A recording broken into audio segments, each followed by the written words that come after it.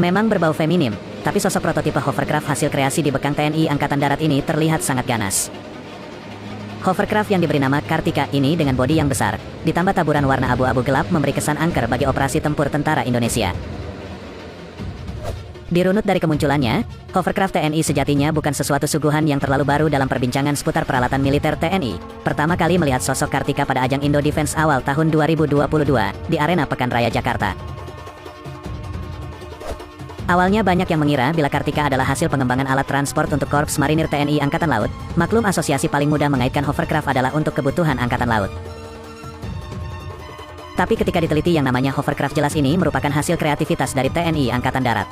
Ditambah kru pengawaknya diketahui lebih lanjut berasal dari TNI AD, di mana terlihat khas menggunakan pakaian mirip flight suit warna hijau. Dilihat dari spesifikasi yang diutarakan, hovercraft terbesar yang pernah dibangun di Indonesia ini ditenagai oleh 3 buah mesin diesel berkekuatan 330 HP dengan thrust engine 3x502 HP. Secara teori hovercraft ini mampu dipacu hingga kecepatan 20-25 knot atau cruising speed dengan endurance 5 jam. Sedangkan untuk kecepatan maksimumnya adalah 28 knot atau airspeed, atau setara 51 km per jam.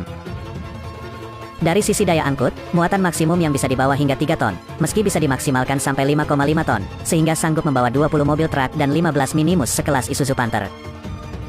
Dalam dimensinya, Kartika memiliki panjang 14,2 meter, lebar 7 meter dan tinggi 3,1 meter. Untuk propeller menggunakan variable pitch control, sedangkan daya angkatnya dan pengendalinya memakai sistem centrifugal fan yang terhubung dengan hydraulic motor. Peran yang diemban Kartika Hovercraft yakni untuk mengangkut pembekalan TNI. Tapi hovercraft ini juga bisa dimanfaatkan untuk misi kemanusiaan, misalnya menyalurkan bantuan ke daerah-daerah yang sulit dijangkau. Untuk misi pendaratan amfibi, keberadaan hovercraft akan sangat efektif. Pasalnya kendaraan ini berjalan di atas bantalan udara air cushion. Hovercraft dapat berjalan di atas lumpur, air maupun daratan dengan membawa beban yang cukup berat. Karena tidak adanya kontak langsung antara hovercraft dan permukaan daratan atau air, maka hambatan yang terjadi kecil sehingga hovercraft dapat melaju dengan kecepatan tinggi. Dari sisi keamanan apalagi, unit tempur yang didaratkan dari LPD Landing Platform Dock ke pantai juga bisa lebih aman, di mana risiko terkena ranjau darat pantai bisa dieliminir. Dalam lembar spesifikasinya, hovercraft Kartika disebutkan mampu menerjang ombak dengan ketinggian 1,2 meter dan mampu beroperasi hingga 7 jam, dengan bahan bakar 1,2 ton solar. Bila di Indo Defense 2022 Kartika sempat melakukan demo mengitari areal parkiran PRJ, maka di pameran Alutsista TNI AD 2021 yang berlangsung di kawasan Monas awal November lalu, Kartika hanya dipajang statis saja.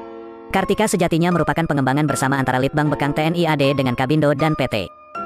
Sampai saat ini Kartika masih berstatus prototipe. Untuk resmi digunakan sebagai arsenal transport TNI jelas masih diperlukan penyempurnaan, semisal pembenahan pada elemen perlindungan bodi dan bekal senjata untuk perlindungan terbatas. Meski Kartika digarap oleh TNI AD, ada baiknya hovercraft ini juga diuji cobakan untuk embarkasi basah dari kapal LPD milik TNI AL. Dari segi mobilitas, lumba-lumba kini dipersiapkan untuk standby di ruang kargo LPD Landing Platform Dock. Satvip Komando Armada Timur, salah satunya dikri Dr. Suharso 990, jenis LPD yang kini perannya difokuskan sebagai kapal bantu rumah sakit. Sebagian bahan baku pembuatan hovercraft ini masih diimport seperti daun baling-baling dan mesin. Yang lebih hebatnya sebagian suku cadangnya banyak terdapat pada mesin truk yang beredar di Indonesia, sehingga memudahkan teknisi untuk merawatnya. Untuk material serat fiber pada badan hovercraft, menggunakan karet nilon untuk bantalan adalah produk dalam negeri. Perlengkapan tambahan pada hovercraft ini berupa alat komunikasi radar antena high frekuensi, alat pemandu lokasi berteknologi GPS. Ide penggarapan hovercraft ini bermula dari proposal 2 mahasiswa program doktoral di Den Haag, Belanda, bekerjasama dengan perwira TNI AL kepada pemerintah guna mendukung pembuatan kendaraan angkut amfibi berjenis hovercraft untuk kepentingan MIL. Proposal yang diprakarsai oleh tim yang terbentuk tahun 1995 ini antara lain, Dr. Ir Leonardus Gunawan, Dr. Ir Suryanto Cahyono, dan Laksamana Purn. Dr. Dwi Nugroho kemudian mengajukan proposal juga ke pihak swasta, tapi sayangnya tidak berlanjut.